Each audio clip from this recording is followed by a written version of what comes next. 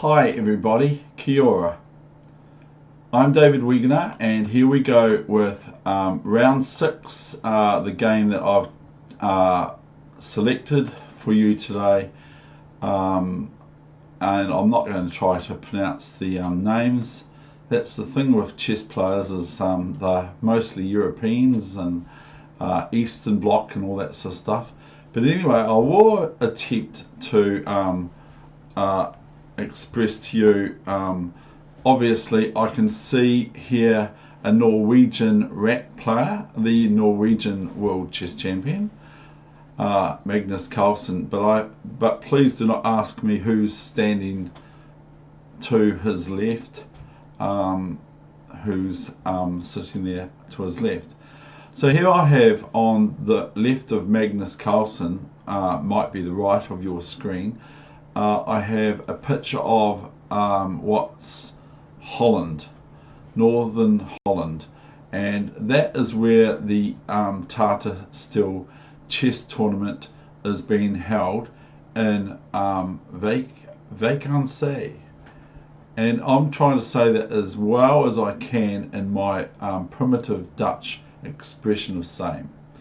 So this is round 6, and this is the game I've chosen for you today from that top field of players, and currently Grandmaster So, and I will just have a look how I want to say that. I've gone and lost my wee write up for how I want to say his name. Federozia. Now, I haven't actually checked his name out, but I know that he's 16 years old or thereabouts, and so from the Arab bloc or something like that, and so of the world. So you know, like, to be in this top category for the chess playing community of the world is absolutely formidable. I will duly find out how to say his name in my way of saying it. Now, you might notice that I've got some, they might fall off too, some tissues on my face, and this is in remembrance of Norman Gunston. Now, that's not his real name, of course, but that was his stage name. He would often interview people where he's had a few shaving mistakes, that sort of thing. And I've had a look at, so he's quite good to check out, Norman Gunston. He's from Australia, and at the same time I wish and I pray that the fires in Australia, that I hear that the New Zealand fire companies are over there as well, that they're really appreciated because they're quite good at it. But I hope and pray that those fires recede and die out and that sort of thing, and that there's no real loss of life and that sort of thing. So this is the picture up here, is Northern Holland, where this tournament has been run since 1933, I take it from Wikipedia, and that it's an annual tournament held in January, the Netherlands. It was called the Hooghovens tournament from its creation in 1938, until that's about the same age as the Canterbury Chess Club Lightning Cup. From its creation until the sponsorship, until the sponsor Koninklijk Hooghovens merged with British Steel to form the Chorus Group in 1999. So that's why I'm going to go on about that, because I want to get on with this game. But here is a picture of, I'm going to increase the size, but it might not increase the size. This picture is of the playing hall at the 2018 Tata Steel Chess Tournament back then in 2018. So please don't ask me to name the opponents or the players there at that tournament. But Magnus Carlsen here pictured has been the main winner, apart from Anand, who is next in line. Magnus has won several, or I'll say 5 to several, and whereas Anand is in proximity to his score by about three wins or something, or it might be 5. So here we go. I'm going to get on with this game, and I've selected, like I've mentioned already, this game for you today. So we're saying goodbye to Magnus now for the meantime, unless he actually creeps in from accidental screen loss and that sort of thing. Here we go with this game today. It's a Caro Kann, advanced Caro Kann, and I can actually relate to this opening because I used to play H4 when I was, or G4 first, when I was a young junior. So take that with a grain of salt. So all the best with your chess, no matter where you are in the world, and thank you for watching it thus far. So here we have got, it's written up there, I have not attempted to, we've got Dubov as white versus Artemiev, who is black. So this is round 6, played on the 17th of January 2020.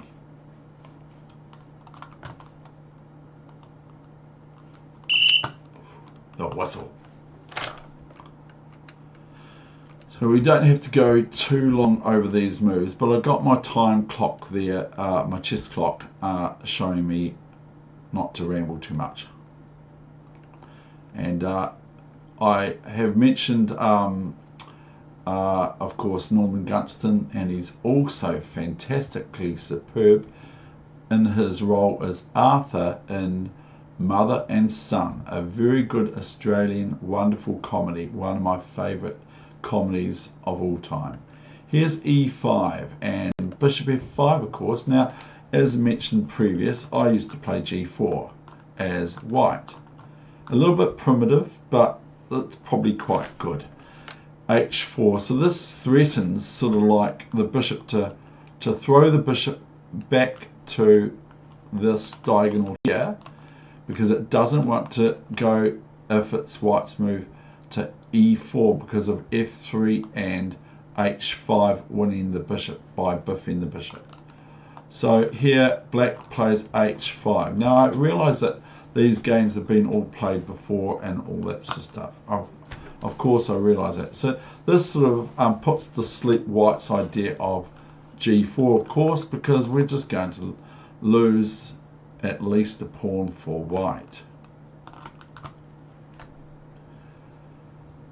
So this bishop wants to stay on the H7 to B1 or the B1 to H7 diagonal. So I can recall a long time ago I was seeing the New Zealand champion, and he might win again, I'm not sure, but I have some favourites in the current New Zealand Chess Championships in Tauranga, and they're about up to this amount of games as well. I think it might be round 5 for them today. And so I can recall a long time ago seeing Anthony Carr analysing from his encyclopedia of chess openings this sort of line, and G4 happens and all that sort of stuff back then with F3 and G4, all sorts of stuff like that. Anyway, here's C4. Now I'm a little bit sort of rusty on or I'm always a bit rusty. There goes a bit. See, it's just fallen off. Oh dear. It's just fallen off. I'm a little bit rusty, or I always have been a bit rusty with this theoretical struggle between white and black. So here's C4, E6 and knight C3. bishop e7 and cd5, I believe, and cd5. Now comes a bishop d3, a move that I find interesting because I sort of try to steer away from swapping off black's bad white squared bishop as opposed to white's white squared bishop, which is better.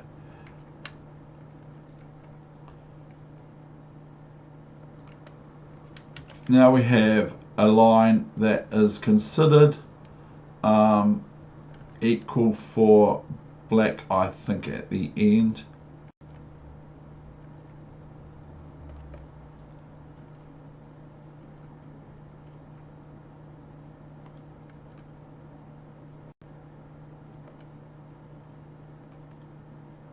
And here's the end of that line. This is, I think it's short versus maybe Anand. So here we go backwards a little bit now.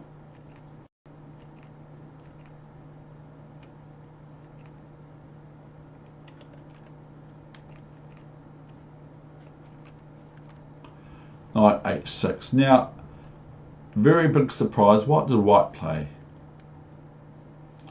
in this 100 minutes for 40 moves, 50 minutes for 20 moves, and 15 minutes thereafter for the rest of the game, plus 30-second increments per move from move 1. So here's bishop h6. What a surprise. But in a way, it's also quite sensible because the knights on f5 and c6 and queen b6 and g6 for black are quite reasonable, according to what I understand that Nigel Short says about this position in this sort of French as well. And white, of course, black, of course, I mean, has not got their dark white squared bishop to worry about, where it's behind its own pawns, usually on d7 or thereabouts. So this is quite solid for black, this setup. So here's rook h6, and here above here is a game that was equal, this analysis here. It looks very similar to the main line, by the way.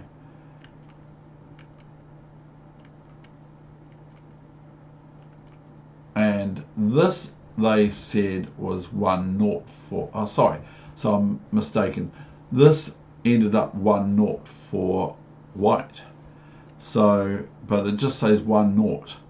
So it might be that this is eventually 1-0 for white. So here's that again. We're going to go backwards here.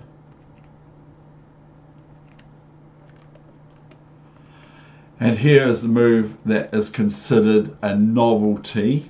Okay, whether it's a true novelty or a novelty, this is a move that is deemed by the tournament current as a novelty here on move 16 or whatever it is. King f8 and g3, but it looks all very similar to me. g6, castles, king g7, knights a4, looks like 1-0 again. Rook h8, knight c5, and here we have bishop c5, I believe. And but they say, I think, queen b6 they prefer for black. Yes, queen b6 is what the annotators have said about this position for black rather than bishop c5. So here we'll go with that analysis.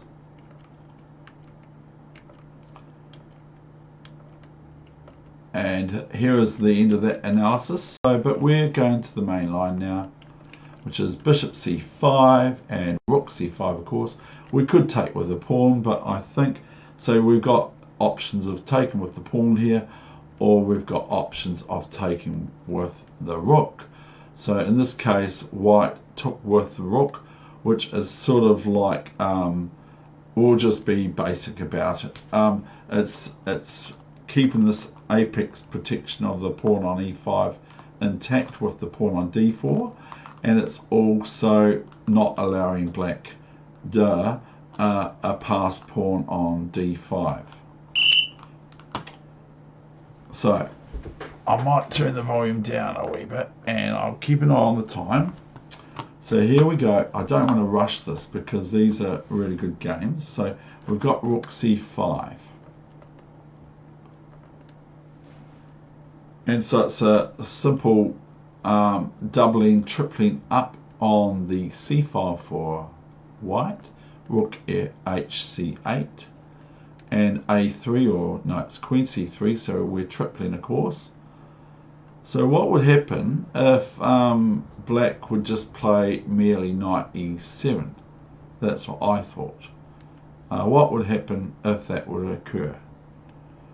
Well, I will actually just ask the computer. We'll just go here, new variation, and now we'll go, I hope I can keep my things, rook c7. That's what I thought that white would play. That's what I thought. Truly, honestly. But I can't really see much in this. So anyway, that's that. Now I hope that hasn't destroyed the game thus far. That may have. a5, a3. So I would just say that knight here is not a threat because of rook takes rook, and white is a clear rook up, even though there's some wriggles for black. That is no good. So here we have a5, a3, so we're going to stop that move eventually anyway. a4 and knight e1. Now we have queen e7, and then this knight goes back to f3. And queen d7, and does white now play knight e1 again? Thereby sort of saying to black, who looks like they're quite ready to have a draw here, draw, no, king g2. Rook c7, and now we have analysis. This is what they consider as upper hand for white. From my memory, it says this is upper hand for white, this move, but white didn't play knight g5. White played queen c2. So knight g5 is considered by the annotators as upper hand for white. Here's queen d8. Now these queens in that seem to jump around a wee bit here. Queen d1 and knight g5. Now maybe white's trying to emulate what I've just said about knight g5 move, that it's better for white. We could swing our rook, or one of our rooks, to c3 and f3 and f6. So we could do a sort of an envelope maneuver. It's not an attack. And then start piling up on the F file, and also watching this pawn on d4, which is paramount to white's game, in my opinion. I hope I said that word right, or I hope I'm meaning it right. Rook a6 and g4. Now this comes about with the reply from black, queen h8. And here we have queen f3. Now black plays rook b6, but annotators give rook a8. Why? But black plays rook b6, and here white plays gh5 and queen h5 and queen f6 check. Looks pretty good. And here's king g8, so it's your move. Now the reason why rook a8 was better is going to be soon here obvious why. So what move would you now play for white that does quite well eventually, because it leads to checkmate soon thereafter? Not straight away, but soon thereafter. So if we can throw a rook to c8, we're going to be checkmating black or winning some major materials. But however, black has checks and things like that. So white here, what would you play here?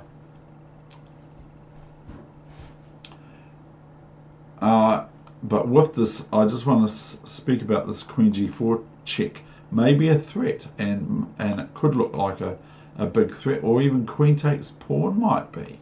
But I'm not going to suggest that that's a great move. But we might be worried about queen g4 check for white.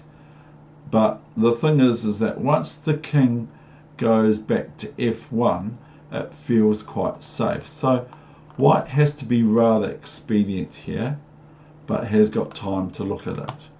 So white here played, if you're ready for it, I hope you are. So here it goes, white played rook a5. Now this is just threatening rook to a8, and I'm sure everyone around the world can see what that leads to.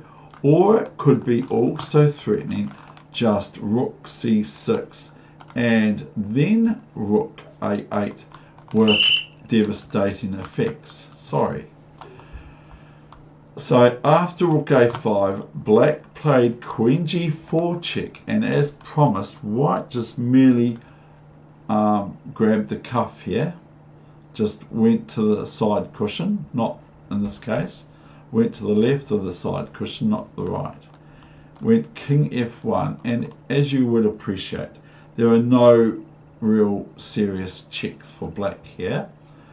And so now white was met with knight d8. And so it's your move, and that's the end of the session. I think it's quite fitting to be a reasonable session because of the players that are playing as mentioned before. So here it's your move, and white caused resignation. Was it rook c8 or was it rook a8? I wasn't rook c8, because if it's rook c8 then black has the queen checks, or queen d1, etc. So here white played rook a8, and that is the end of the session. As you would appreciate, the knight cannot be defended successfully, and white is threatening. If you bear with me, I will show you. So let's say white is met with this move here, okay? Then we have the following moves. Rook d8. Or do I want to look further into this? I would play, in this regard, this move here. Now I think that's what the computer might play. So can we just check that? And I thank you very much for watching this channel here for you. Oh, rook d8. Okay, I'll let the computer finish it. Oh, we'll just take the knight rook, won't we? Or we can just take the rook here, can't we? But anyway, here's rook c8, and the computer doesn't want to go any further for black. So there you go. It probably just says, oh no, this is ridiculous, I'm not going any further. Thank you very much for watching. All the best with your chess, no matter where you are in the world and no matter what's your level. And all the best to my special friends in the Tauranga New Zealand Chess Championships. All the best to them. I won't drop names. Cheers.